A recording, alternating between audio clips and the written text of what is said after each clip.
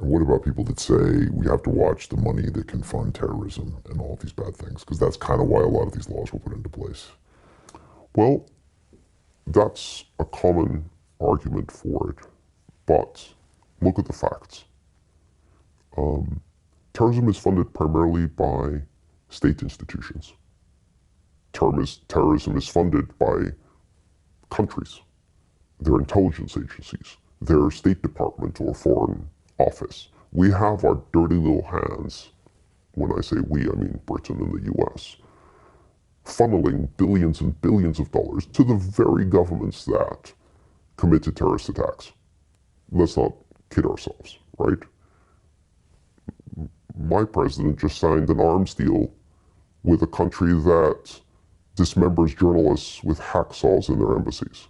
This is Nothing Saudi happened. Arabia. Right. Nothing happened, right? So who's funding terrorism?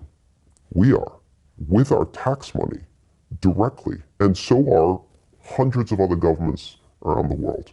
Terrorism is war by asymmetric means and by those who have a smaller budget, and it's often funded by the very same budgets that fund war.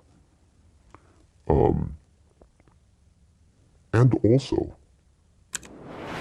stopping, so first of all, giving surveillance capabilities over everything we do as a totalitarian solution to stop crime has never worked in the history of humanity.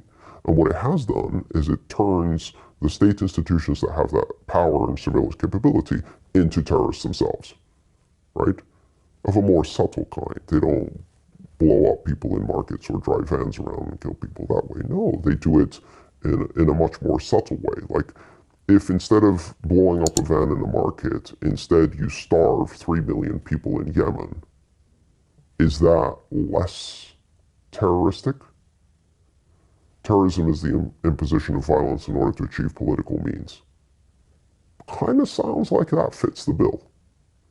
But because it's done at arm's length through an ally, through a executive order that goes through the State Department, etc., it's not something we pay attention to.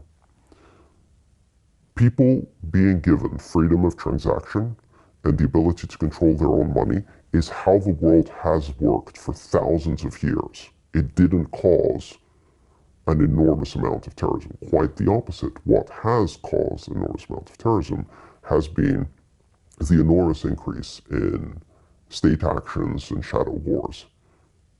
That's what's caused it.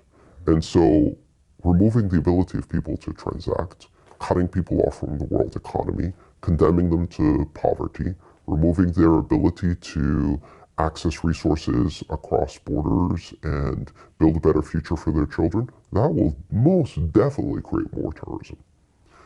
If you give people the ability to transact and give them the freedom to build a better future for their children, they use their money to buy healthcare, sanitation, clean water, education. That's what they do. All of the statistics speak to that. So I think that's a very cynical argument. And the idea that we can control human behavior by proxy, by giving this enormous power over money and banking to a few select unelected people, I think it's a very dangerous idea. It's a totalitarian idea.